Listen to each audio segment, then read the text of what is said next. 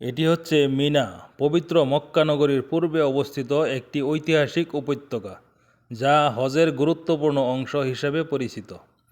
এটি মূলত হাজিদের অস্থায়ী শিবির নগরী, যেখানে তাঁবু স্থাপন করে হজের কিছু গুরুত্বপূর্ণ আনুষ্ঠানিকতা সম্পন্ন করা হয়।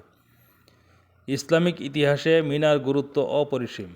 এখানেই হজরত ইব্রাহিম আলাইসাল্লাম আল্লাহর আদেশে পুত্র ইসমাইল আলাইসাল্লামকে কুরবানি করতে উদ্যত হয়েছিলেন, যা পরবর্তীতে কুরবানি উৎসবের সূচনা করে।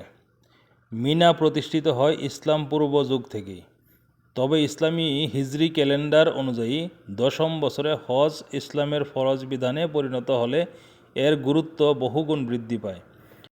মিনায় 3টি জমার শয়তানকে প্রতীকীভাবে পাথর নিক্ষেপের স্থান রয়েছে, যা হজযাত্রীরা ঈদের দিন থেকে ধারাবাহিকভাবে রমি জামার কার্যক্রমের মাধ্যমে পালন করেন।